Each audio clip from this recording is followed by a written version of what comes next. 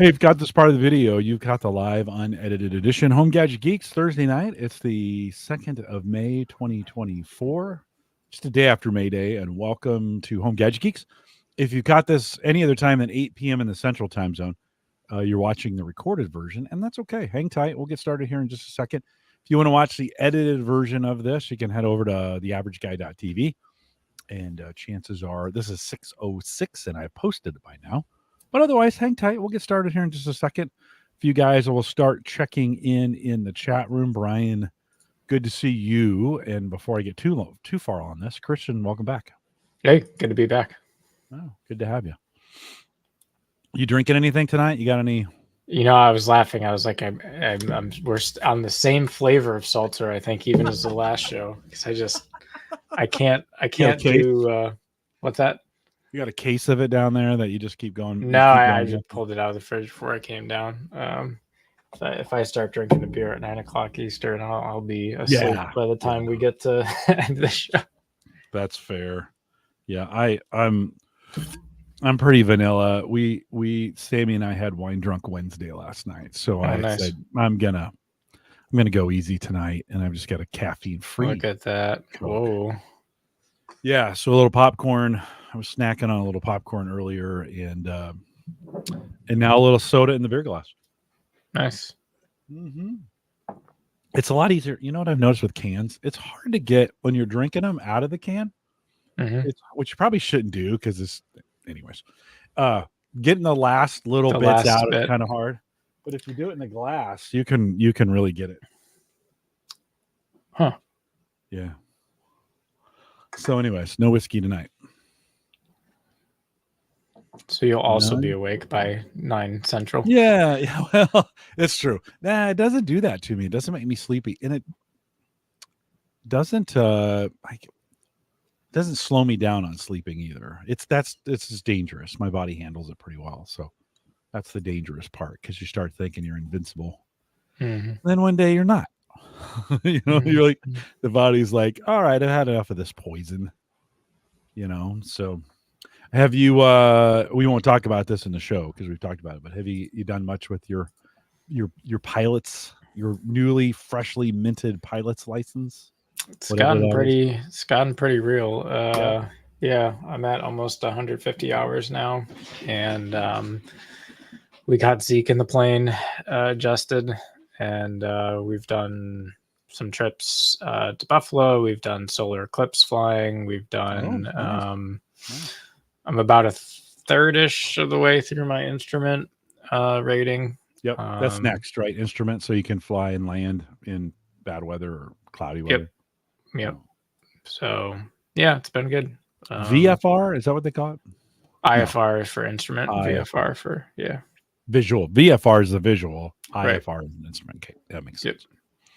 That makes sense. So, at this point, I can do all the instrument. I can do all the maneuvers you learned in private with instrument only under the hood, either full panel or partial panel. And then I'm pretty much through the standard GPS based instrument approach, but there's like 10 other different kinds of approaches you have to learn, both full panel and partial panel. And that takes a lot. That's like the majority of the stage 2, and then you have to do a long cross country that I think is to Omaha. You got it that long? That far? We could. It's 3 airports, and it's I don't remember what the minimum distance. It's so long. Let's see. You could land at Eppley, but you could also go to there's a small airfield in Council Bluffs, which I think may have got hit by that tornado. And then their Millard Airport too. You could fly small planes in either one of those. Here, I'd pick you up. Make sure you're taken care of. Yeah, get you where you need to go. Fun. Yeah. I got to do the Cirrus transition training. I'd fly the Cirrus out to Omaha. It'd be sweet. Nice. Yeah. A lot of nothing in between here and there. Okay. It's okay. A lot of cornfields. A lot of Indiana. A lot of Illinois, a lot of Iowa. Yeah, the distance is at least 250 nautical miles, which isn't terrible. No, that's not too bad. That's not We've done. would, I mean, Buffalo is 240 nautical miles, so it's pretty much what we're doing VFR right now. Could you fly to Canada? Are there special rules for that? Do you have to get? You got to make sure the plane's registered for customs entry, and as the pilot, you have to make sure you fill out and deal with the customs forms. But other than that, I mean, people do it. It's not a Pretty big standard pain. customs thing. Mm-hmm. Yeah. Joe's checking in. If you're listening live, you want to check in, go ahead and jump in the chat and let us know you're out there. Joe, good to see you. We'll get started here in just a moment. Oh, Christian, I need some therapy tonight. I just, I'm ready. I just need some therapy. Maybe I need to go like find a hot tub somewhere. Oh, sounds good. Something. Anyway, I'd be fine with that. Something along those lines. Maybe take a couple days off. Maybe that suffices. Hot tub podcast. Have the microphone. Be pretty sweet. Blah blah blah blah blah blah blah blah blah. Human soup. You're in there. All right, let me kick this thing off and we'll get in here. Here we go.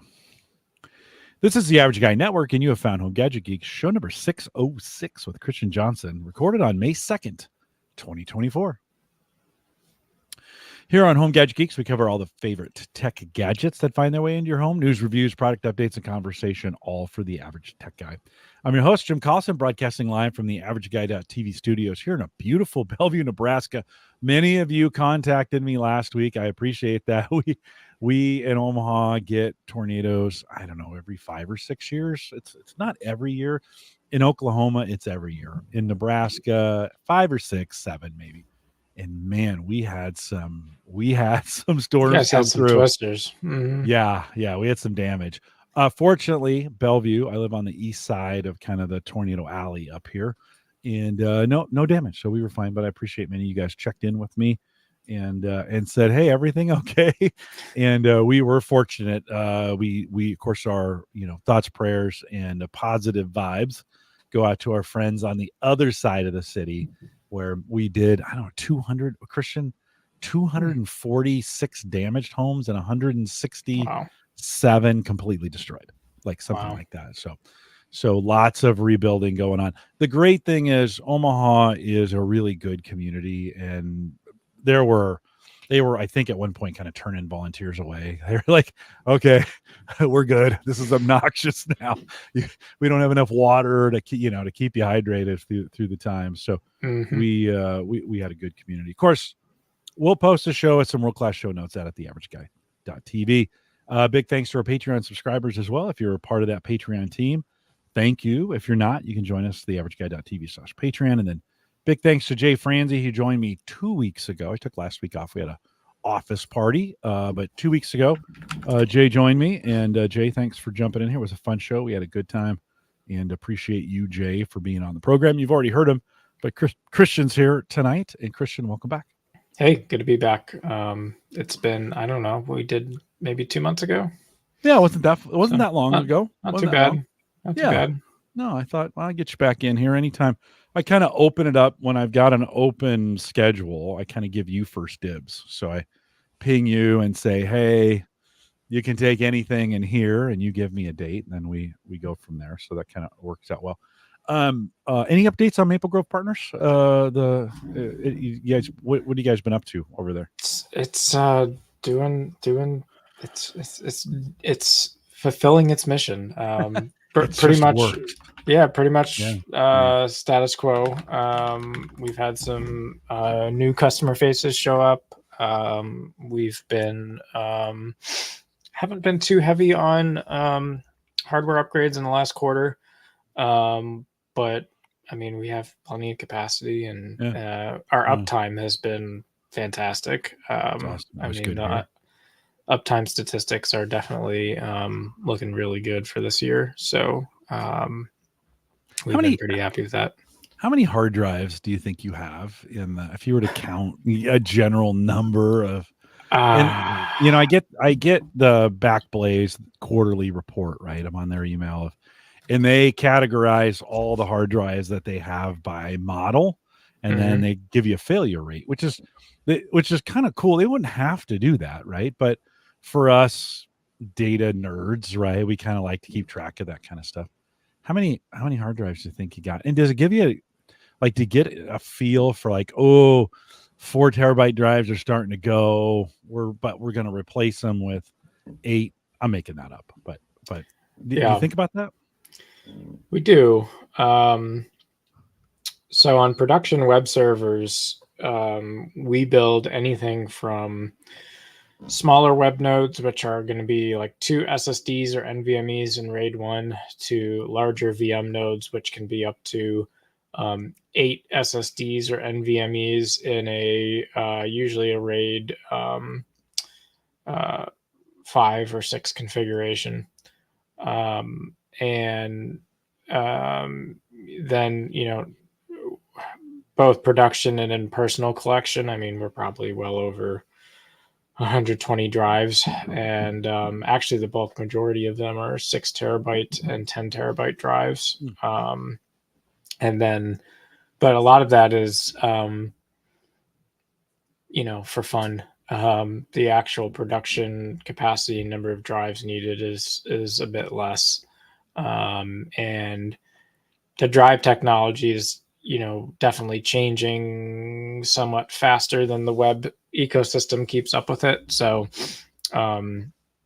your fastest web server node is undoubtedly going to be writing directly to an NVMe on a motherboard. But in terms of what's the easiest setup to actually scale web nodes, it's actually super cheap and super scalable to just throw a bunch of SSDs into a RAID configuration and let it roll.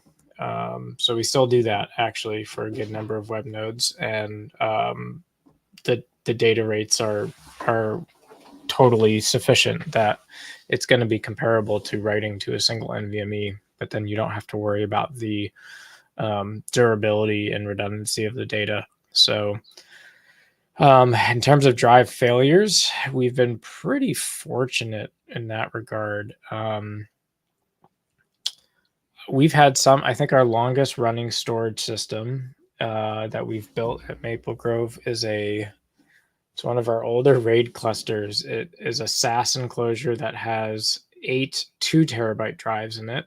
And we built that box back in 2008. Oh, wow. And it's had like 2 drive failures over its life, which is like stupidly good for 16 years of runtime. And we've just, kind of locked that technology. So like we always replace it with the exact hardware model of the failed drive. We don't like mix and match drives and clusters. So that is the longest running workhorse. It's a 15-year-old storage cluster. Crazy. And there's no like strong or compelling reason to run it. Like we could turn it off tomorrow if we wanted to, but why kill your oldest workhorse? It's kind of cool. Can't be terribly energy. I mean, there's got to be more energy efficient ways, or you think just fine? Yeah. I mean, definitely. But a lot of these boxes, you don't, especially for like storage clusters, you don't need to always have them running on demand. You can always have them, you can have different storage clusters do wake ups for like cold storage versus warm storage. So as they get older and older, we can change the runtime on those boxes to basically be when you need it. And usually we try to take our secondary hardware and use it more for like secondary backups, so that like we're not relying on like the mission critical stuff going on the oldest hardware.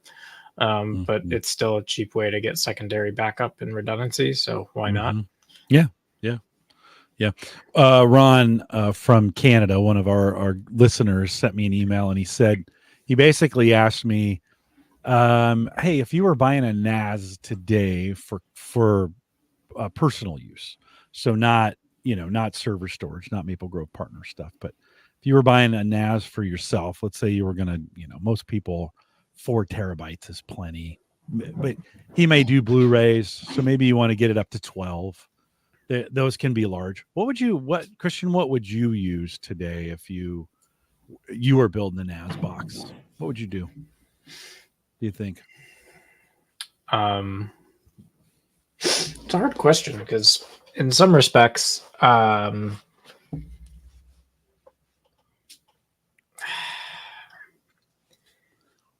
NAS boxes are tricky because I think a good number of them burn through drives quicker. And the reason I say that is because I still think the smaller form factors of NAS just run at a higher operating temperature, which means the drives are going to burn out quicker.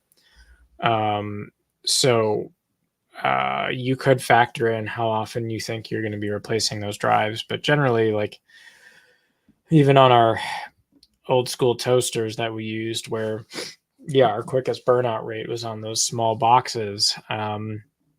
You're Those still were typically the HP boxes, the Media the Smarts Media Smart servers. Yeah. that we then like replaced the old single core Celeron. We flashed the firmware on the motherboard, got it to a quad core Intel, I think, and we made really cool servers out of them from what they were in the old days. But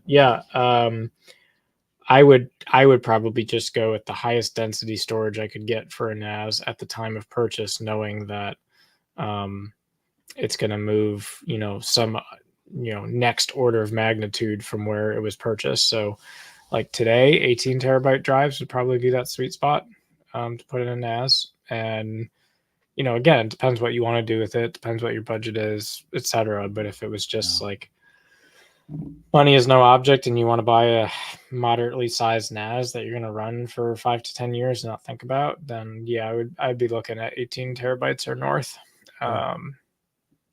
10 is a super cheap price point. 10 terabytes is like, if you're looking for something more economical that gives you density, like 10 is an easy button. 10 or 12 is an easy button. But in terms of like you want the most storage for the single effort build, I would be north of 18.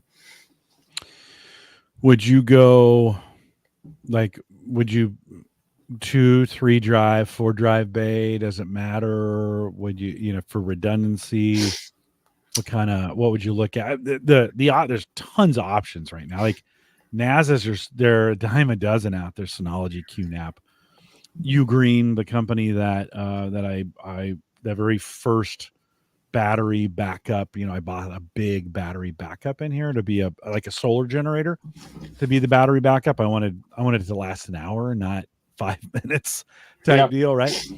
Ugreen, that company, they're making a NAS. They're getting into that space. And I thought, how weird to be getting into NASs now. Like I thought, right? Yeah.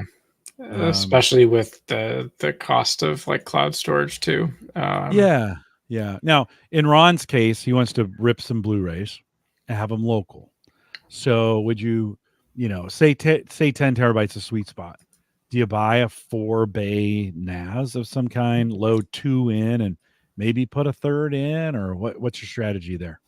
So I'm a weirdo, but 8 is our sweet spot because I always want to be able to handle 2 drive failures in a single box because it is really easy to have one drive go bad and you'll be like, oh, that sucks, but hey, it's all good. And then you order the replacement drive and it comes in a couple weeks. And like I've had it happen before where you lose that second drive in the same time because the thermals and wear and properties, like it's not a 0% chance that you lose 2 drives consecutively in a short period of time. So personally, I'm a big fan of 8 because I think it gives you, whether you're doing 8 drives, 8 drives, 8 drives, because it's more space, but at the point you're telling me you're willing to put a box in your house and do this kind of thing, like space probably isn't the highest concern at that point. And like the power runtime's a bit higher, but it's probably anywhere from 3 to 10 watts per drive at idle. We figure 5. That's a good. Yeah. So okay, it's like an extra couple light bulbs running. And I don't think that's terribly a bad trade-off for getting the increase in both storage and durability that you get going to 8 drives versus the 4.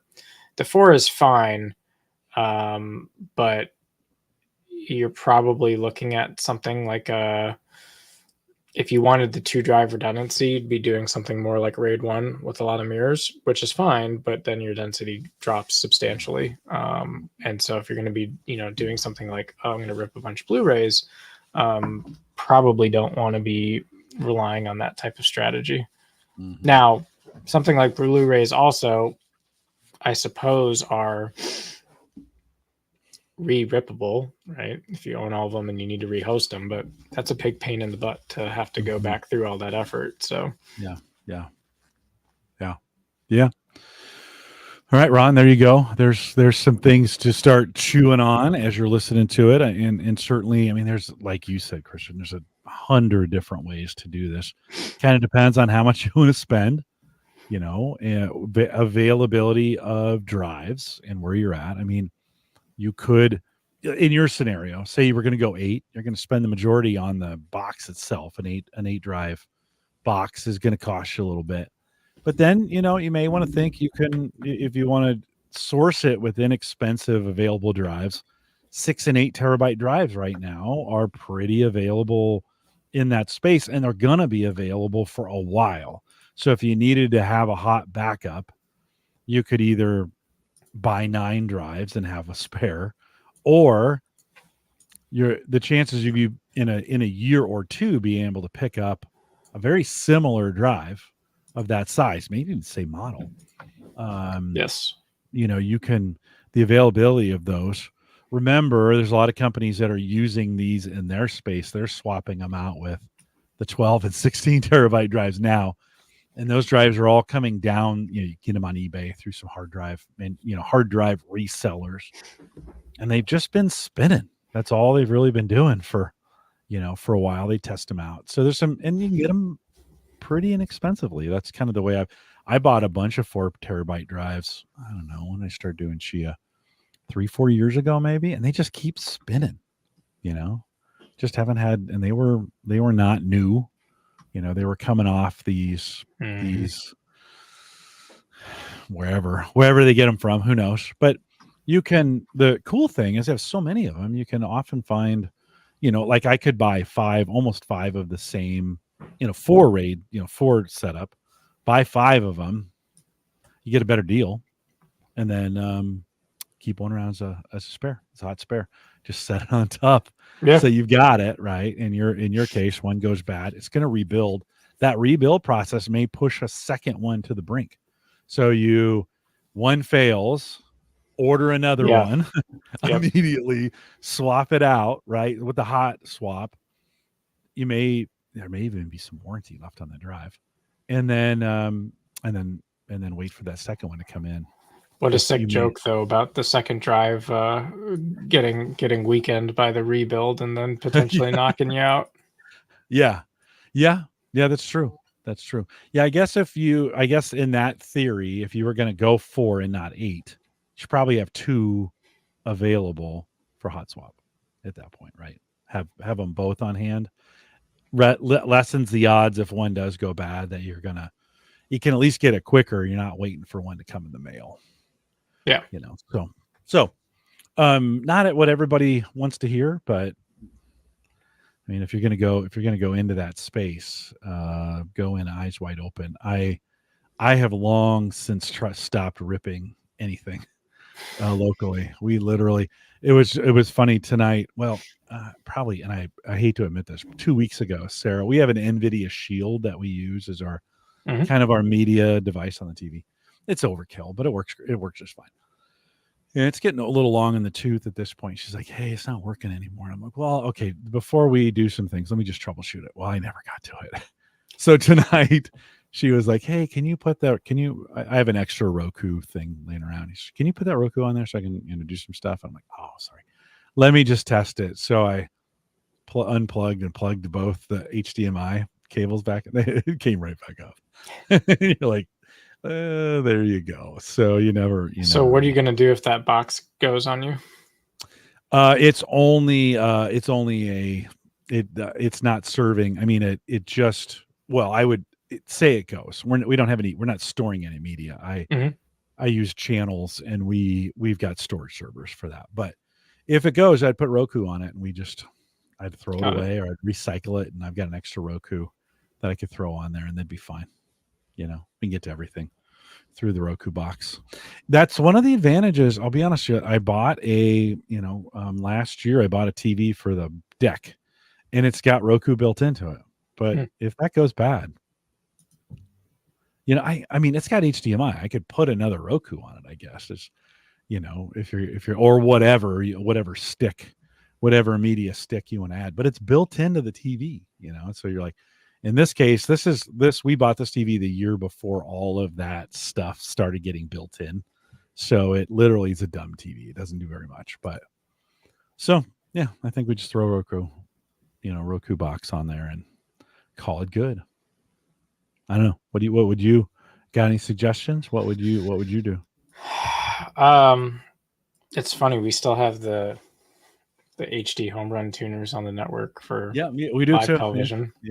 We got so worried about them going out of business that we bought like spares of the tuners, so that if the tuner ever dies, we can just it's there, just like a hard drive, just swap it right out. I'll be sad the day either those or the cable cards themselves stop becoming a thing. But outside of that, we're not watching a whole lot of stuff on cable anymore anyway. So it's, any amount of money being sacrificed to Netflix and Apple to get their content and Prime. And then there's a couple that we rotate in and out of, but I mean, we're not the days of recording all the things and storing all the things for entertainment television. We're just not doing it anymore. Which is a weird thing to be saying, but here we are. Streaming has completed its takeover. Well, and listen, I rarely watch anything its entirety. I watch the clips, like a new movie will come out, and I'll just watch the best of the movie on YouTube in pieces. And you can put the story together, and I might watch a review, somebody who's reviewing the movie there's the media clip guys and whatever who do these reviews, and they'll go through the whole movie. So I'll get a premise for kind of, okay, here's what the movie's supposed to be about. And then I'll just watch the clips and you get the best parts of the movie without having to go through all the slow parts. And, it's, I was thinking the other day, I'm not sure I could sit through a 2-hour movie anymore. Just kind of lost patience with it. Brian says sports, and this is true. Sports is the main reason for cable, but even that is, it's, the other night, the basketball game, the March Madness, the championship was on. I had some friends over. We were on the deck. They were like, "Hey, can you get the game on?" I'm like, I don't know. I don't know how. Yeah. And it was because it wasn't on network, and we don't have cable, so I can't get ESPN through the cable provider or whatever. Sign in through the apps. Well, Sarah had bought Max. She'd subscribed to Max, and Max had a deal with somebody, and we got the basketball game on Max. Never in a million years, which used to be HBO, did I think I would watch a sporting event on HBO. And you're like, well, okay. And they're all tied together, like Hulu and Disney Plus, and they're all sleeping with each other, and you're not sure who's who anymore, and they're changing their names. And so kind of like, I don't know, what's it going to be on? And, I was surprised that the finals were not on network television. And you're like, well, I guess that's where we're going with this. How long before the Super Bowl stops being on network television? They're doing Thursday Night Football on Prime now. So that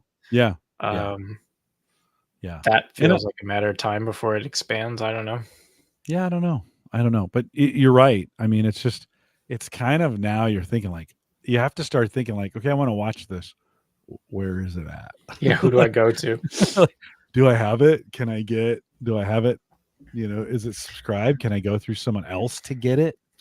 kind of Well, you know what, deal. I read something interesting too, that like a lot of the streaming providers are now starting to cut back on their original content production, not just because of how expensive it is, but because they have so much freaking content. Like someone signing up for the service, like, what, you mean to tell me you're going to have watched the entire library of Netflix, and that if there's not some new hot thing that comes out, they're not going to be buying the subscription? And like, I don't know what percentage of like a Netflix customer or a Paramount customer are people who are just buying it for a specific thing they want to watch, then canceling it and then buying it again. Like, I know those people are out there, but I think probably a large majority of people let those subscriptions ride and just don't even think about it. Now, yeah, if you're maybe trying to cut costs or whatever, that's a different story. But I think the average person just, wanting to have access to content and not think about it too hard. I don't think they're starving to find content because there's a lot No, out there. yeah. Well, and I watch now on Sundays, I watch one game live. That's the first one.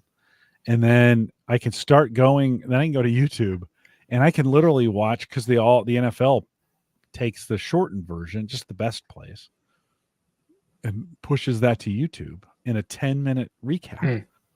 Why would I watch the whole game with commercials when I can watch it on YouTube on Brave, commercial free, and Yeah. and not, like, I could watch all the games instead of just a handful in that. Now I don't, but the ones that matter. And I just found it's actually less stressful to watch it that way than in real time. I don't know what it is. I don't enjoy, it's a 3-hour commitment if you're going to watch the whole thing, right? And have done in 10 minutes on YouTube. So I wonder if they're doing that for baseball. I haven't looked into that for Major League Baseball. I'm sure they are. I have to see if those are available on YouTube. Or hockey would be another one to watch a shortened version of, and it's much more enjoyable. You get to and I sometimes even fast forward through those. I'm like, Yeah. not. And on some games, I don't even, hit play, and then I'll drag it to the end just so. Now, okay, how dumb is this? I could just go to any sports website and see what the scores are, but you're there in YouTube, hit play, scroll. Oh, here's the end. That's the score. Boom. Move on to the next one, So I don't know. My watching habits are bizarre now. Yeah. It's not like it used to be. Yeah. Nope. Streaming has ruined it. Well, and streaming and YouTube have, for Yeah. me, have ruined it. I just Do have you, this. so do you use YouTube TV then? I don't. Yeah. No, just regular YouTube. Yep. Yeah. Yeah. Right on.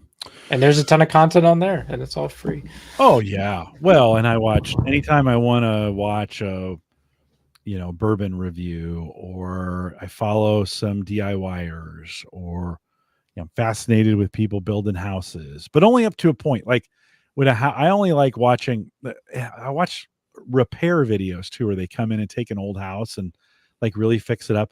But like once they get into the detail work, I'm out. Like I don't want to watch a hang drywall, and I want to see the major repairs. And Sure. So anyways, yeah. I'm just looking at and then with the tornadoes last week, I watched a few of those on YouTube, and I watched the live storm chasers. Wowza. Dude, they have gotten That is bold. a wowza. They have gotten bold. Like there was one, he was out and you could hear the shotgun, the alternate guy in the car going, "We need to turn around right now." He's like, "It's fine. It'll just be a second." The driver, "It'll just be a second. It's going to be okay." And the other dude is just freaking out. Yeah. Live, right? Just freaking out.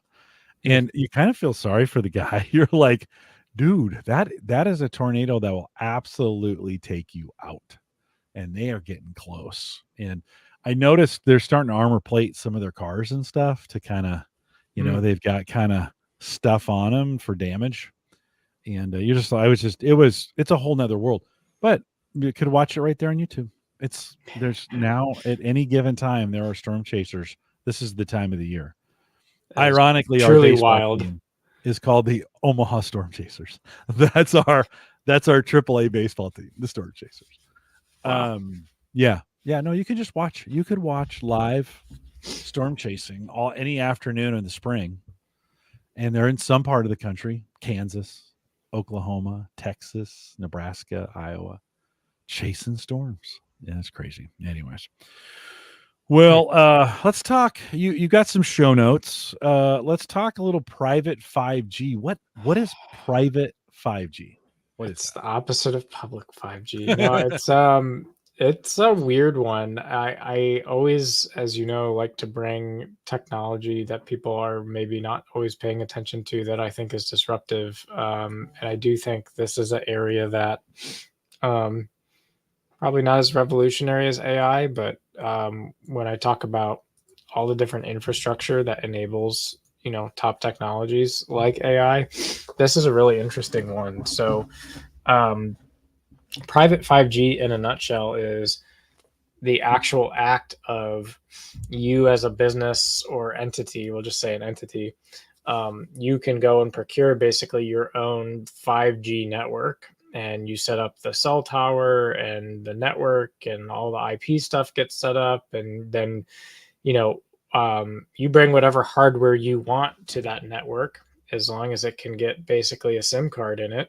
You get on that network and you have literally your own private 5G capability up to a certain range, right? So obviously, a lot of these big enterprise um, sellers of private 5G, you can pick different, do I want a 3 mile radius, 1 mile radius, like how big of a network do you need?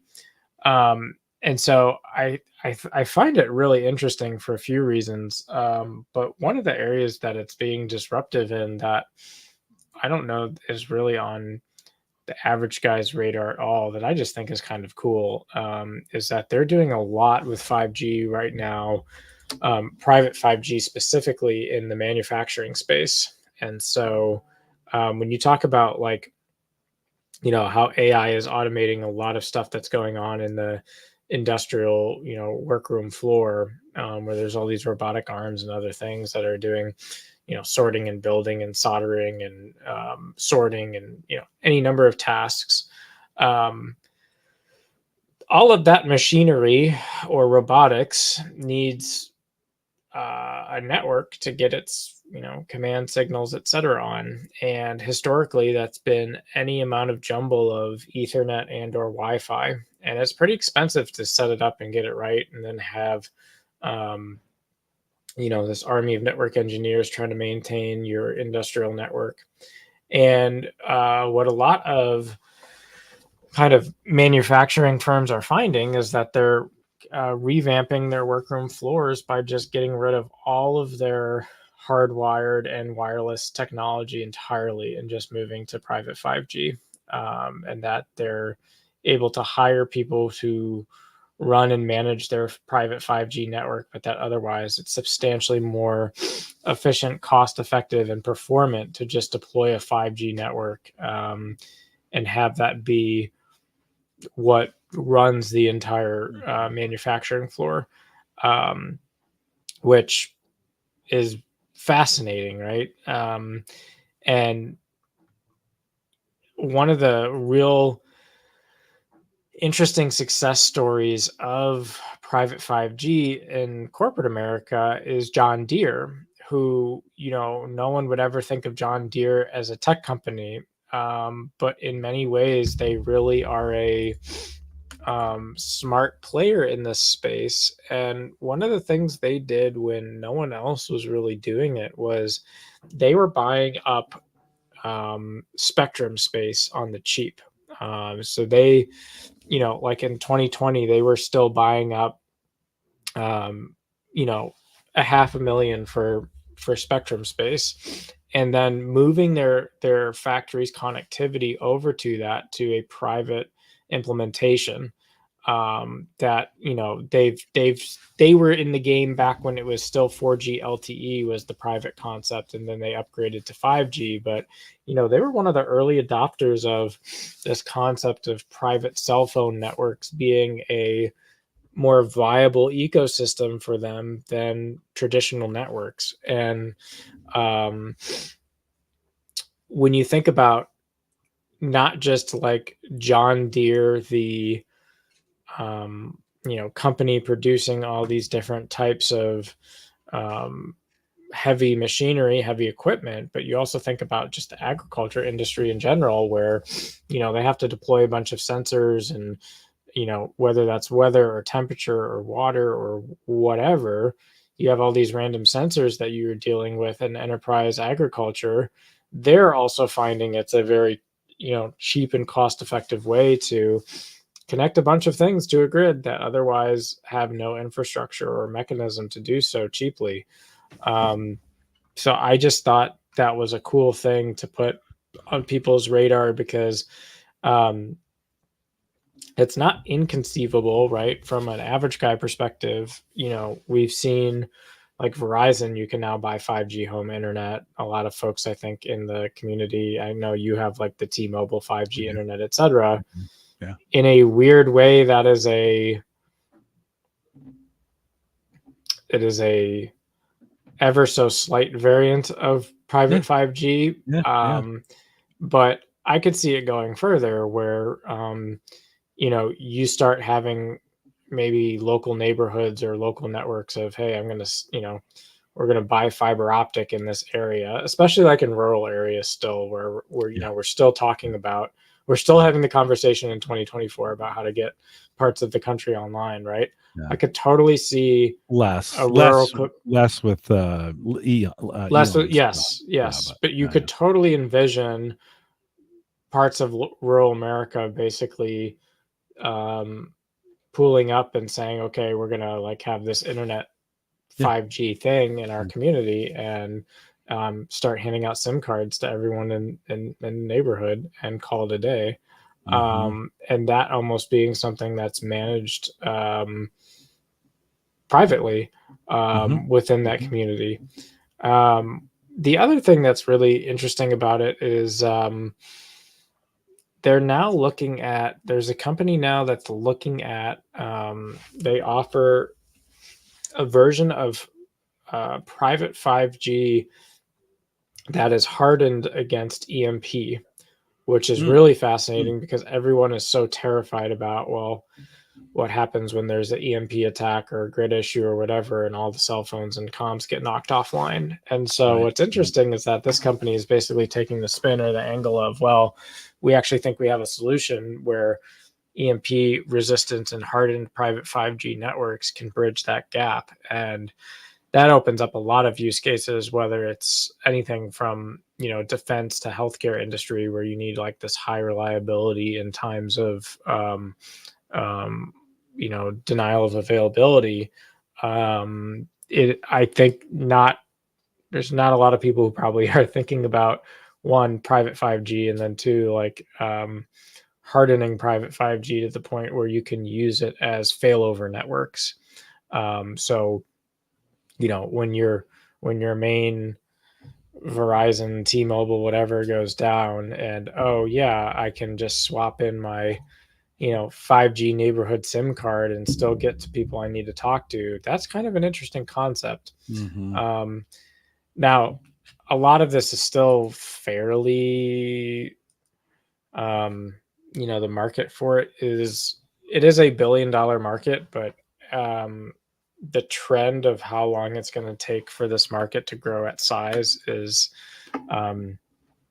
nothing that like blows my mind, right? So in 2023, the global private 5G market was valued at 2 billion, which is not, I don't know, it's not crazy. But it is expected to reach close to 12 billion by 2028. So, okay, kind of interesting. I think this is one of those technologies that is not obvious or is not going to hockey stick at the speed of like what we've seen with LLMs and whatnot, but is still like one of those interesting things to keep on your radar and check in on now and again, because it has some potential. And yes, people are having success with the use cases now, but I could see it being I could see it being more integrated in a lot of the discussion around how to keep evolving infrastructure to be more resilient at the very least. And then when you start looking at what I would call AI at the edge, right? Like you're going to want to start getting AI applications into all these things that are hard to connect. Like imagine, AI is helping you optimize your agriculture to get the highest yield possible, and wanting to have that analysis be able to connect to your private 5G network to automatically kind of tune your stuff, right?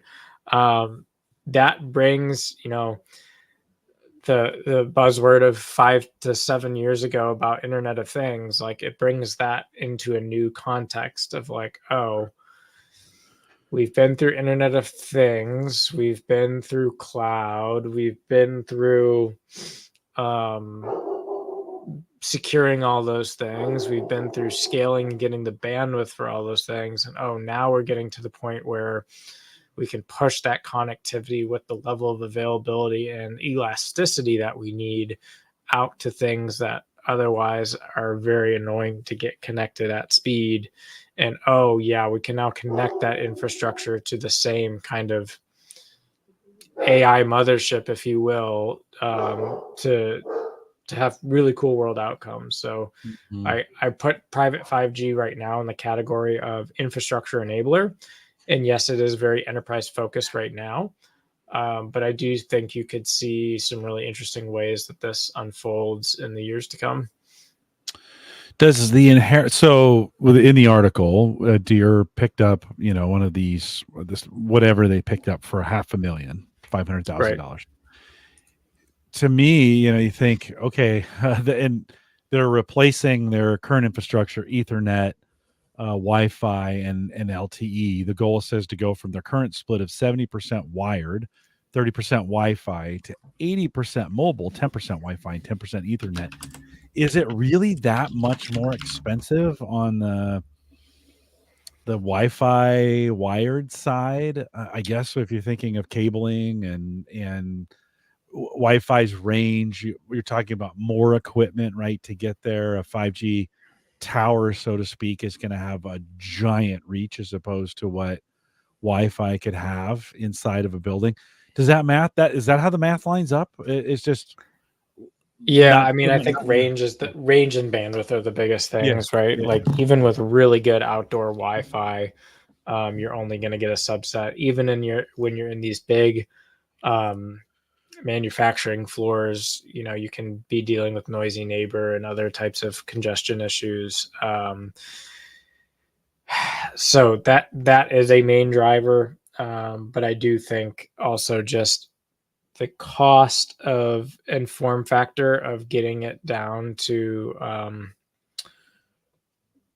a SIM card and an antenna. Right. Yeah. Yeah. That's not to say we don't have really small Wi-Fi chips as well, but typically those small Wi-Fi chips then are going to have less range, less bandwidth, need to be closer to an access point, whereas you don't necessarily have that limitation with a 5G installation.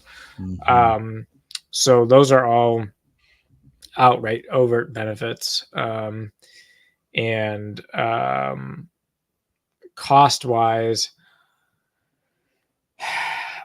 it's hard to see it getting more expensive. I do think this gets cheaper over time, and what order of magnitude, though, is not yet really clear. For example, I don't know what is involved in, some people probably have to deal with acquiring their own spectrum.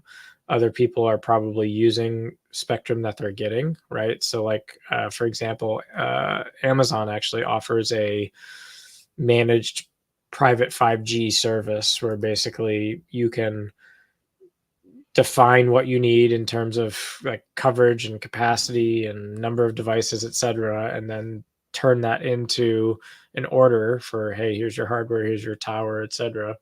and activate it and run with it. And so, there's examples like that where you're probably able to not have to think about things like, oh, I got to bring Spectrum to this, as opposed to using Spectrum that other providers have already purchased. But those are things that I think are largely doable, especially for enterprise. Like just looking at the pricing on like Amazon's 5G, they quote a 3-year cost of $287,000 for 3 years, and that includes basically a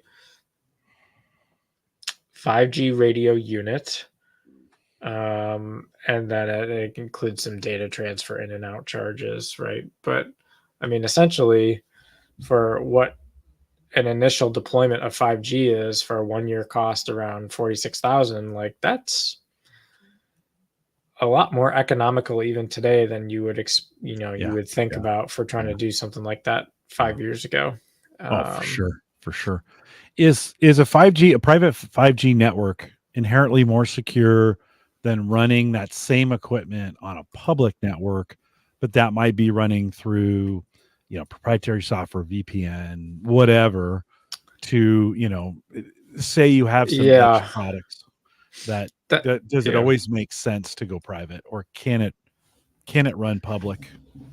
I do think that's one of the really cool things about it. Like if you truly don't want anyone on your network, and you want to be kind of isolated from the internet, there's nothing that says you have to put internet on that 5G network, right? So from that perspective, the security of the network is as good as the over-the-air encryption and the capability of 5G, which hopefully we're not reading any headlines about 5G OTAs being decrypted anytime soon, right? So is it better than a VPN tunnel? It depends how you're measuring success, right? So certainly the VPN can help you protect the confidentiality of the data in transit and your usage patterns. But again, it's to who, right? Because, technically that means now the VPN provider might have some metadata on your usage. It might not exclude your ISP, understanding things like who your VPN providers are, or what your utilization patterns are, or what times of day that traffic is showing up, right? So like all of that ancillary metadata about usage just completely disappears out of the picture when it's this truly kind of isolated network from, anything that requires basically creating a private network on top of public networks, which is what the VPN is doing. And that, even if you have a really good secure VPN, and I'm not advocating for VPNs for general use, right? But even those solutions leave breadcrumbs, right? Yeah, another hop you don't have to worry about, right? Yeah. And you could isolate that network in its own way from the internet, or feed only what you need to get at the base of the internet in, give it an additional block or whatever you're trying to do there. It's interesting. Yeah, I never thought. All of a sudden I was thinking, should I get a 5G tower on my house? Well, yes. Really... Well, and it's funny too, because I always thought it was really cool when I bought the you said yes way too fast, by the way. Yeah. I did say we both said yes way too fast. Yes. I was excited. But I was excited when I bought the iPhone. This is the XS Plus. So I've had this now for like, I guess 5 years, and it still feels like a new iPhone, which is kind of scary. But the thing I thought was really cool about this was it has the dual SIM ports in it, right? So you can easily add a second carrier in it. And I'm like, cool. Wouldn't it be really nice if you had your public 5G and then you could just pop in your private 5G card and rock and roll? That would be sweet. That would be really sweet. Be good coverage. Be great coverage. Yeah. Yeah, you would. Yeah. There's nowhere on your property you could go and get away from it. It would be everywhere. Yeah, Yeah. we're fortunate enough. My 5G tower is a block away, so I mean, I have a little bit of an unfair advantage by buying this T-Mobile That's service awesome, though. because I mean, the that's ultra what it's wide for. just Yeah. crushes it. Yep. And I'm on the cheap $50 plan, and I'm getting 700. It's not gigabit, but I don't need that, right? I am getting 30 or 40, 50 sometimes up, which is what I really am more interested in. It works great, no latency. It's the perfect. I'm not sure I would have done it if I wasn't this close to the tower, Mm-hmm. and so it works out pretty well that way. But you think about John Deere, you think about an Amazon distribution center, the larger ones. We've a couple here. They're probably too small for that kind of stuff, but those kinds of big physical plant. I mean, John Deere's facilities are giant. Yeah. They are just absolutely giant. And you think, oh yeah, okay, well, that kind of makes sense. Well, that's good. What else? Anything else you'd add to that? On the 5G tidbit, no. Okay. But yeah, hopefully it was something different. I don't know that I've ever talked about 4G or 5G at great length in that particular vein on the show before. So thought it was something different. Yeah, no, it's good. And it makes sense in some ways as we think about you don't listen, it's a little crazy to think about putting your own 5G tower in. I get that. I would seriously wouldn't do that. But that doesn't sound so crazy anymore. As it did maybe 10 years ago or 15 years ago. And you think, I mean, it gets me thinking, like, are the days of Wi-Fi numbered? Or could we now, in my scenario, could I do something with T-Mobile and route everything through? Could I rent a private network basically from T-Mobile? Right, or something along those lines. I don't know if it's. I don't know how any of that works, if that's even possible. But for me, I get a better T-Mobile signal in some spots than I get in the house for Wi-Fi.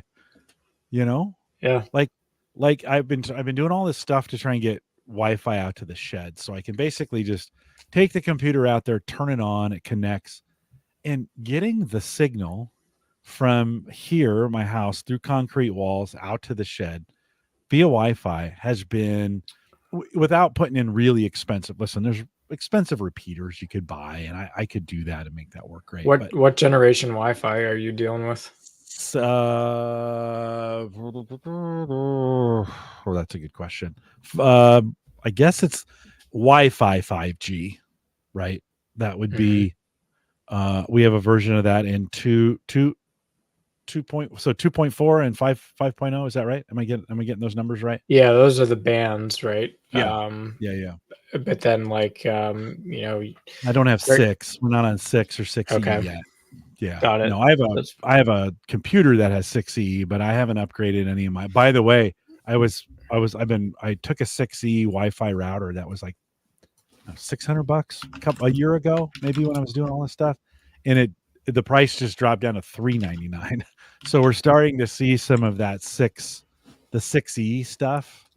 And I wonder how far 7 is behind. Well, Wi-Fi 7 is pretty much out. Yeah, which is why even now 6E. Yeah, it's through the moon. Don't get me wrong. Yeah. But it's just starting to put pressure on 6E. But yeah, the Wi-Fi 7 standard, they're talking 46 gigabits per second. Yeah, which is like, I mean, that's like InfiniBand speeds. Hardwired. No, I'm not saying theoretically you're going to get that, right? But new spectrum, new, more penetration of the signal. And I think they really look at Wi-Fi 7 as kind of the standard for when homes are 10 gig Ethernet, which is super funny.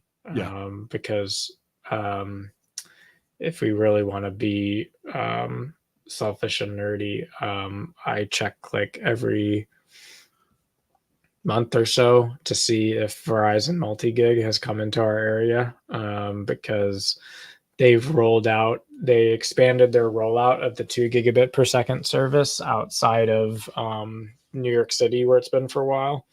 So I think we got to be getting close. But that's really the first time you can get a symmetric 2 gigabit per second up and down. And that puts you on a 10 gig path, right? Because you're gonna have to get a new ONT for that. You're gonna have to move to, I guess you could do the 2.5 gig Ethernet in the house if you really wanted, but you're probably gonna go to 10 gig.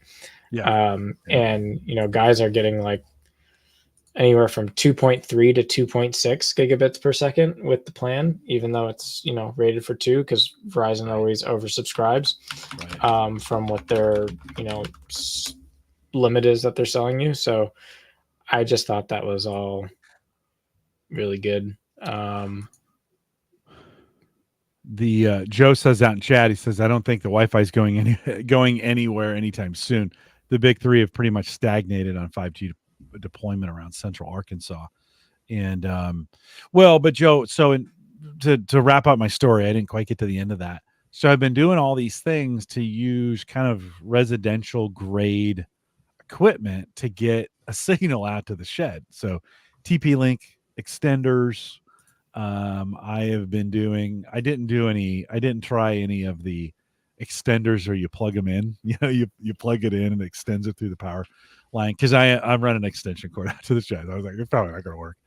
So and it's poor, but every time I can take my phone out of my pocket and just create a hotspot, and because the tower is so close, I just get kicking signal in the shed off my phone. And so I don't know, it's always just as we talk about these 5G private, I was like, it just, for me, it'd actually be more convenient if I could subscribe to the tower as my network and attach all of my devices to the tower, so that no matter where I'm at in this area, it's my network. And there'd be some real benefits to that. With, as an example, we just got this brand new hummingbird feeder that's got cameras on it, right? We'll be talking about it in June when Aaron Lawrence comes back. But I don't move the pictures to the cloud. It's private. It's close. It's here. But if sometimes I want to see those pictures, and I guess there's some hoops I could jump through to tunnel in. But if I'm in the shed and I'm not on the network, get on the network kind of thing. Yeah, but I guess that's what I'm saying is I wouldn't mind having my own 5G network. That would be pretty cool. Would be pretty cool. And I guess I would realize the same thing that John Deere is seeing, that, hey, having your whole facility on that kind of makes things a little bit easier. I was going to show you then. This is the router, and I don't know if I'd ever buy this one, but this TP-Link. That thing's a monster. Yeah, this is kind of the one I put in my cart. I don't know about you, but I put things that I want to follow in my cart, and then the store will tell movement. me. Right. It's awesome. Like, that is, you're like, I wonder how these things are doing today.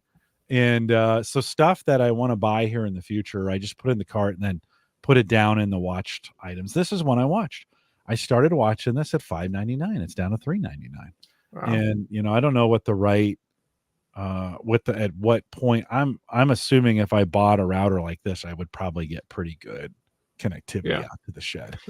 Yeah. Right. Now I will say one thing to think about is, do you really need to pay for the router capabilities? And like, not everyone needs a router, right? So for example, like pfSense, that's my router. It'll always be my router. It'll always be hardwired. I don't need routing functionality ever out of a Wi-Fi thing. So I actually focus on what's the most bang I can buy for my buck for the wireless access point functionality, not necessarily routing functionality, because especially when you're trying to do like coverage of like outdoor, indoor, etc., and you get into these like mesh networks with 2 or 3 pods, like that's probably going to give you overall more coverage and speed than buying the monster all-in-one that also has to do the routing, because you don't really need to pay for the routing functionality if you have a router solution already. And I don't know. I mean, no. Well, and I'm using Bitdefender as my router. I have a Bitdefender router, which is pretty old. Right. It's not the greatest Wi-Fi router in the world. It's from a secure device standpoint, it does what I'm looking for, right? And so I would want to replace it. They're not doing that anymore. They've gotten out of that business, and I'm not sure how much longer. This thing's eventually going to die. And does it have like a subscription on it? They're going to kill it one day. it's got $100 a year subscription that gives me unlimited Bitdefender licenses, and I it's worked well for me. I really liked it. It was a niche product that they got into the market, created 2 of these things, and then we're like, I don't think we're going to do this. I don't think the public wants to do these kinds of things. It's fairly complex, right? So I have been thinking along. By the way, that router that I showed, I didn't say what it was. It's a TP-Link AXE 16,000 quad band Wi-Fi 6E router. So that's the one I'm looking at. It's on screen if you want to watch the video. But yeah, I don't know if I need to go $400, but there's probably in that. And I would, Christian, I'll be honest with you, I would be looking for a router that has some residential security features of things I don't want to build pfSense. I've done that. I've done those. I don't want to do it. I kind of want it built in, and I don't even mind paying a subscription service if I think they're actually doing the job. So Joe says Ubiquiti, the Ubiquiti U6 mesh is a great outdoor access point. And I'll be honest, I probably need to get in a situation where I've got one antenna internal, and then I can run Ethernet to the outside on an outdoor access point that sits on the deck that just blasts over to the shed. That probably would get the job done, I would think. Yeah, I don't see why not. Yeah. Brian says they've been using a TP-Link Wi-Fi 5 router, 3-piece set. So far, so good. No need to upgrade yet.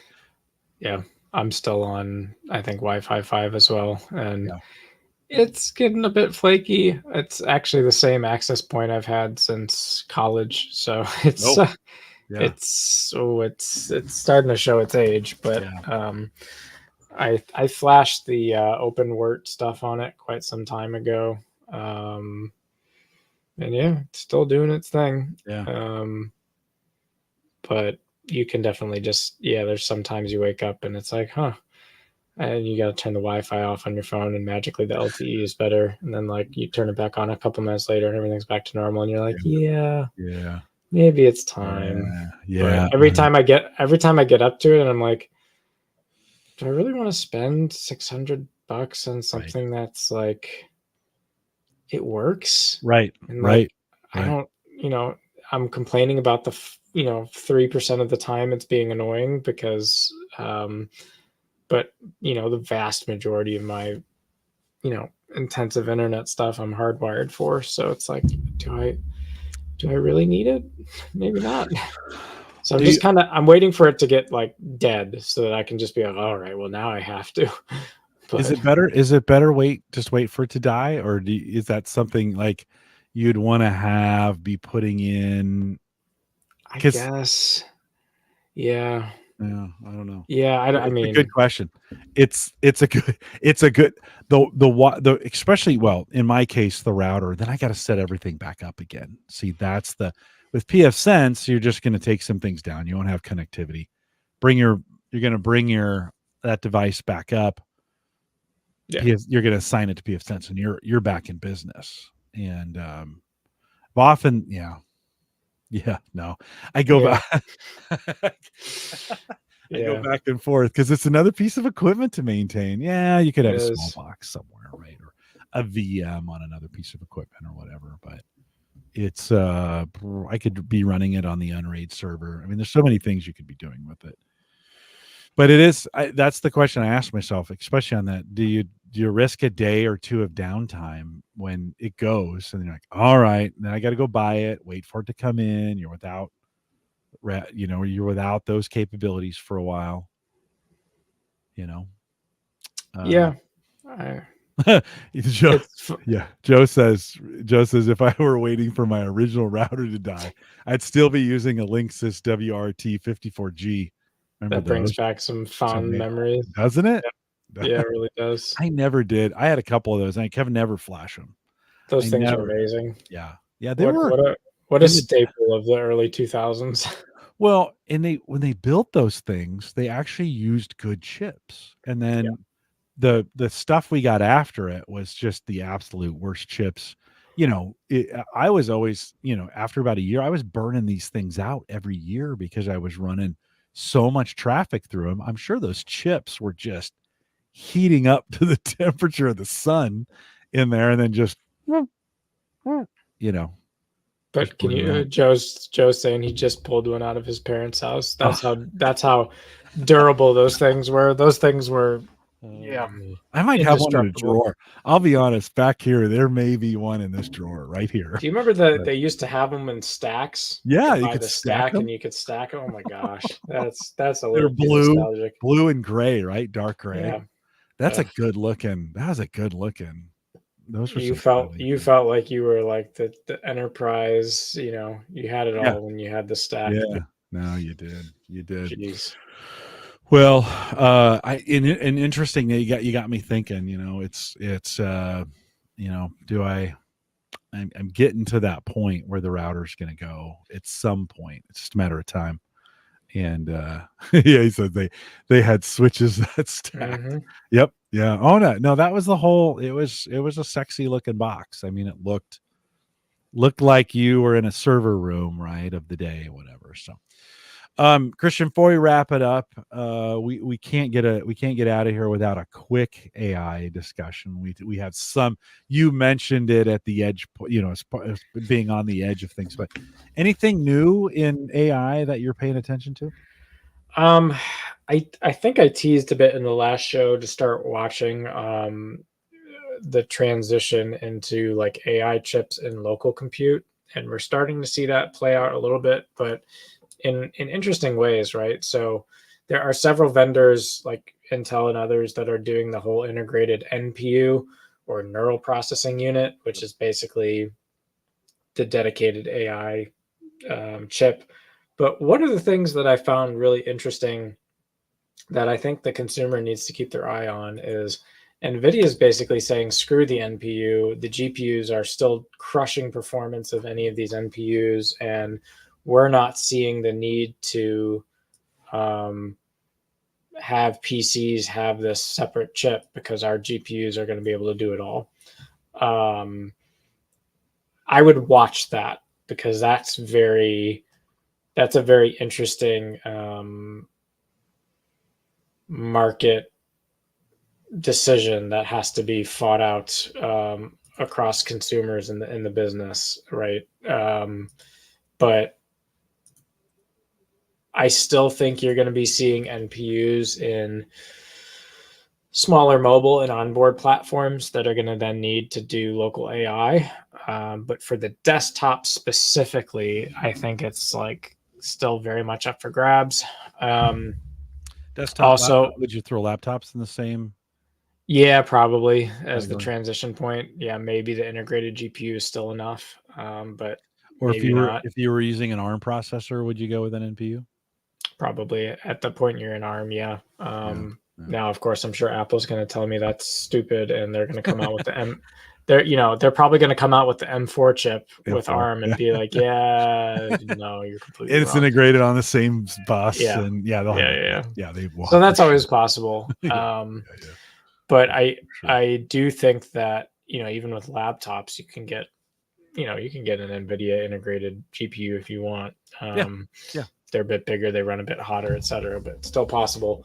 Um, but I would watch that. The other thing I would watch is the annual update for Windows 11 should be here in a couple months, and I think that will kind of be a glimpse into some of the AI features they're trying to get right for Windows 12. Um, so I don't know excitement is the right word, but I am kind of bubbling with curiosity to see if Microsoft's really gonna, all the things we've talked about in the last couple shows that I've been on around, you know, how Explorer is still kind of in the ice age from the perspective of like, how are we integrating, in this case, Copilot and other things to make this stuff easier and get out of keyboard mouse and get into AI and voice. I'm kind of curious to see if they pull something off with Windows 12, and I think we'll get early indications with this annual release of the Windows 11 update to see what they're thinking. So I would be watching that as well. Are you using on Windows 11 for your endpoints? Yeah, so that's a horrible story, but yeah, the short story is that you'll all remember I built the desktop that replaced Flamethrower in 2020 as a COVID project, and it's got, you know, it was all the cool hardware at the time. I had a 5950X in it, and I did the 3080 RTX and 64 gigs of RAM, the whole works. Well, to make a long story short, my backups started getting corrupted going to the domain controller for about a month, and I thought that was kind of weird. And then I stopped being able to get Windows updates to apply, and I thought that was kind of weird. And then I stopped being able to get SFC scan now and all these other things to be able to repair. So I was up the creek without a paddle because I didn't have a good backup. I didn't have a good idea of what the heck was going on that was bit rotting my PC. Well, come to find out that I use RAM cache, which is a built-in ASUS feature, and I had 4 RAM chips, and 3 of the 4 RAM chips went bad. I've never had that happen to me before. Wow. Where 3 of the 4 chips were just shot. But MemTest 86 proved it pretty quickly. And then, of course, because I was RAM caching my hard drive on top of bad memory chips, it was slowly writing things back out of that RAM cache to the hard drive that were absolute garbage. So then I'd start getting these random reboots, and well, basically all of this became a forcing function that I upgraded to. I restored the machine to the last backup that kind of worked and still had bit rot problems, but I restored it enough that I could then run a repair upgrade to Windows 11. So the only way I could truly unbrick myself and get all back to normal was to upgrade to Windows 11, which sounds crazy. But it's the second time it's happened to me. The same thing happened to me. That's how I got onto Windows 10. I was a holdout for Windows 7 for a long time, and I had the same kind of, and I don't remember what the exact hardware failure or set of bit rot circumstances was with Flamethrower, but it was the same thing. So Flamethrower is still running Windows 10. It will just go into the sunset on Windows 10. But yeah, this box is now on Windows 11 Pro, and it's been fine. I mean, it's been a neutral upgrade for me. Like, there's nothing I like love or hate about it. So I love that my PC is stable and not randomly rebooting and getting worse. And I did rip out all the G skills and replace them with 2 Corsair chips, which was the move. Yeah, there hasn't been anything that like wows or impresses me about Windows 11 so far. So maybe I just have a high bar, or maybe it's just more lipstick on Windows 10. But well, they've rebuilt a bunch of stuff, replaced a bunch of things, and it changed the UI just a little bit. And right. But my thing is like, tell me how it's making my life easier and more productive. And I feel like there's not a great answer. No. And that's how I measure them now, which sucks. But like, I expect them to provide a stable OS that does gaming and all these other things really well. And like, okay, if that's the baseline, then tell me something I don't know, right? Like what do I want to be excited about here that is, you know, measurably different? And I'm not sure that they. No, it's just keeping it fairly stable. I mean, listen, it's a complicated OS. It's got its problems, but I've been running various versions of it. I think everything I have now is Windows 11. I bought a laptop that is my shed laptop. I take it out there when I'm out, out at the smoke shack. that had been Windows 10 from, I bought it from Gallup, and they gave it to me with Windows 10, and I'm like, no, I'm not going to upgrade it. And then the other day I was looking at it, I'm like, man, this thing looks old. Like, it's just, I've been using Windows 11. Now I use Windows 10 at work. So my work laptop is still Windows 10, but it was one of those kinds of things you're like, in no Windows 11 instance is the same. That's the thing about Windows 11. Like, depending on when you installed it and what they're what version you're on, they're all a little bit different, and so I think it's fine. I think for most people it's fine, right? They just work. It still works. I haven't run into any issues with Windows 11 for what I do for it. I don't do a ton on them, but 23 or 24H2 I think is the version you're talking about that's coming, and that'll be a precursor or something close to Windows 12, if that's what they're going to call it. Nobody really knows yet where they're going with those things, but 23H2 is the kind of the current build that folks are on. It seems stable enough and does what I need it to do. Just the looks a little bit different, Mm-hmm. Yeah, the Windows bar came over to the middle. You go, I don't know. And then they throw in some funky. They got this slide in nav bar now that comes out from the right, and it's not a nav bar; it's an ad bar, And you're like, oh, what are you guys doing? They've sold out to ads and stuff. So that is probably one good reason not to go Windows 11 is all the ads. Windows 10 does not have them, for the most part. Which is funny because I don't see them, which must be because PF Blocker is doing its thing. It's very possible. Yeah, it's very possible.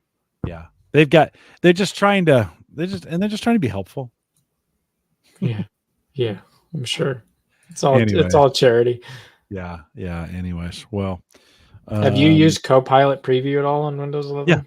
Yeah, and we've got an internal version of it that we can use where it's protected, and so our data is not going out, which is kind of cool. And I still go kind of between ChatGPT and Copilot. Mm-hmm. And what I'm finding is I'm not using it as much as I thought I was going to, and I guess I just don't do a lot of writing. I mean, it does a lot of summary and writing pretty well. Although its writing is, I don't know, you can spot a AI written article pretty fast. Yeah. In a complicated world, if it ever says in an ever changing or ever complicated world, AI right there, seems like that's the ChatGPT wants to start with the world, right? Every sentence, so I don't know. What about you? Where are you finding it being helpful for you? I have not. I asked the question in part because I just see it shows up in my taskbar now, the Copilot Preview, but I've actually not used it yet. So I'm just curious if it's not bad. Yeah, it's not bad. It does some silly things. It can be helpful for summarizing things. You can throw a whole bunch of it, and I don't know if it's because of our enterprise relationship or what, but we get the ability we have an 18,000 character token that they call notebook, and you can feed it a bunch. You think 18 is a lot. It's not that much, just to be honest, but you can give it a lot of data and then say, do some sentiment analysis on it, or tell me, I've noticed in the store, in the Amazon store, I have AI summaries of all the reviews that they're putting above the review section. So if you go down to customer reviews, it'll say customers say, and then it's got a summary of all the things, both good and bad, and then it says AI generated from the text of customer reviews right there on the page. That's what these models are good at, is that kind of summarization stuff, right? And so I think that's a perfect application of AI in this area. This router we were looking at has 2020 global ratings, and probably not that many written ones, but say it did. summarizing 20,000 or 2,000, sorry, summarizing 2,000 comments, getting sentiment analysis, and then splitting it up in a way that makes sense for a human to say, this is what most people are saying is good, and this is what most people are saying is bad. Pretty helpful. Yeah. I mean, I are you using audio with it at all, or is it all text input? Well, I use audio with it. No, Otter.ai, that service. We feed audio into it. Decipher is no. Not Decipher. Descript. There we go. Descript is another service where it's using the AI to do the translation and then supposed to kind of overwrite, because the problem with translations is they're terrible. They transliterate, or they try to get as close as you can to the actual what's being said, except it doesn't make sense. Well, let the LLM fix that. It's picking the best word. By the way, you've given 90%, you've given it 95% of the clues. So like, hey, just clean this up to what it should be or get it close.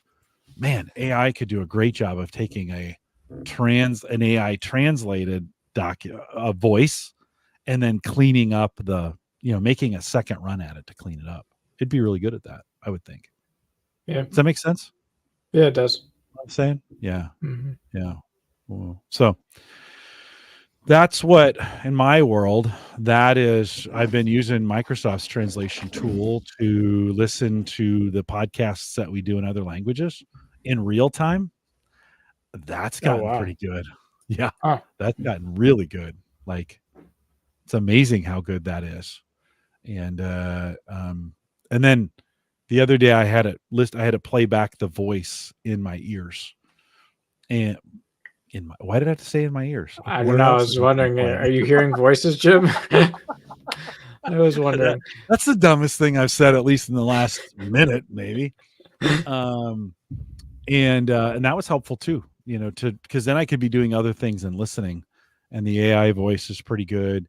They actually let you listen to it in different accents now too, which is kind of cool. So you can choose, like what I'm doing, and I want a deep male voice that has a slight accent so it doesn't get mixed up with maybe some of the other things that are going on around me. And so it seems to work out pretty well. That kind of stuff is cool. I think that's where it's going to get more and more helpful. But take a transcript, have the transcription engine take the audio, transcribe it as it hears it, then run AI over the top of that and say, hey, fix this to what you think is the most likely word that was put there based on the clues around it. I think it's going to get it right 99% of the time at that point, unless it just can't hear the word. But even then, maybe it fixes it, right? An LLM is pretty good at that. Yeah. Yeah. Anyways. Joe says before we go, he goes, that's problematic at weeding out fake reviews. And that's very true. If you're getting fake reviews, that gets added into the data. And it says, and people that leave bad reviews just don't understand the product. Yeah, no, Joe, absolutely. In other words, if you throw bad data into an LLM, you're going to get crap. But on a product like this, where I was looking at it, it might help summarize some things for me up front. Then I can go into the individual reviews and see. I'm not going to ask you, Christian, but I mean, bad reviews or fake reviews are a real issue. And so, that's always going to be like the poor. They're always going to be with us. So you just I'm sorry to throw the Jesus reference in there. That was probably uncalled for, but it's okay. we got it immediately. I'm not sure everybody did, but yeah, but well, not okay. Fair enough. That's all right. That's all right. Anyways, Christian, anything else before I wrap it? No, I think it's a wrap. It's been a fun wandering through the topics tonight. Yeah.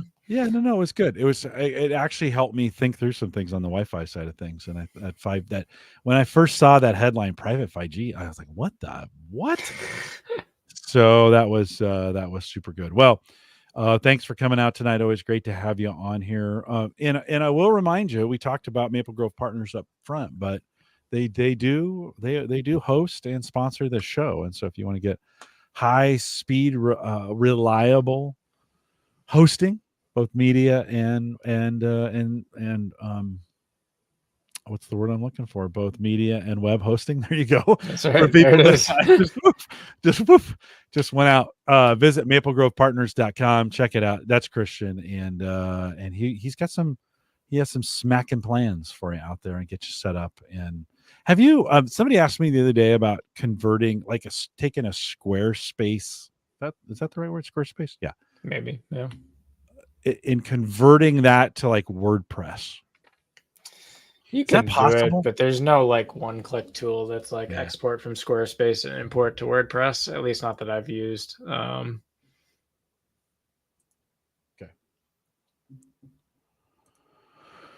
All right. You just punted. You're like, no. Yeah. Can't do it. You know, it's funny too because it's really been a while since I've done. You know, I've been out of the web design world for long enough now where.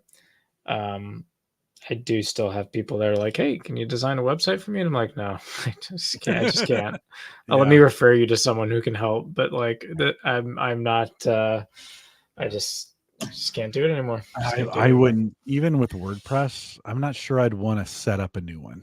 Like, you know, it's like, you know, there's properties I maintain. We're unselling your service, by the way. Yeah, it's fine. It's fine. It's at least you know you're dealing with someone really honest, and that you know, I'll give you what you need, and I'll tell it to you. You'll get the hosting. Right?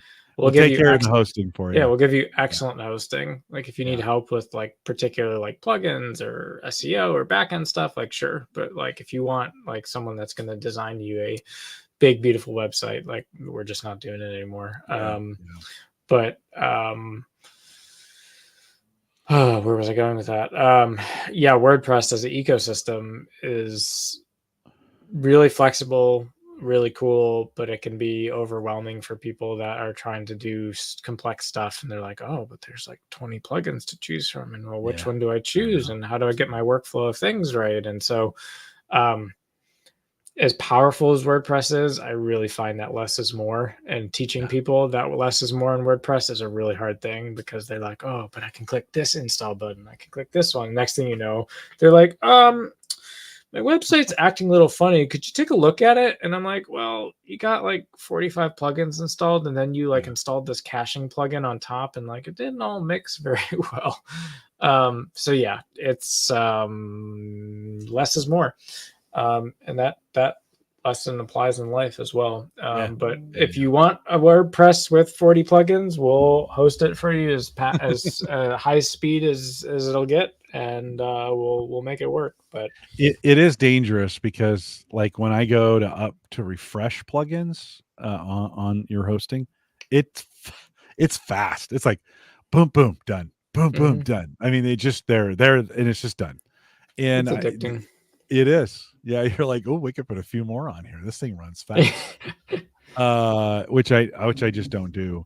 I did the other day. I pinged you. I was having some trouble doing some updates, and I was using Edge, and it just wouldn't work. And I was like, okay, what's going on here? So I ping you. Within about, I don't know, half an hour, you get back to me, and you're like, hey, try this, try that. I'm not seeing anything here. Come to find out, it's Edge. That I go over to Brave and it's working just fine. So it's got to troubleshoot why that's not doing it on Edge. It's funny. Randy had the same issue like a couple weeks later, and it was the same thing. He switched browsers and he was fine. What he told me was that he thought he had cleared his cookies, but he didn't. And when he cleared the cookies on the browser that wasn't working, 431 went away. So I got to look at what the circumstances are in which a cookie gets corrupted to do that to WordPress, and that's all client side. That's not server side. Right.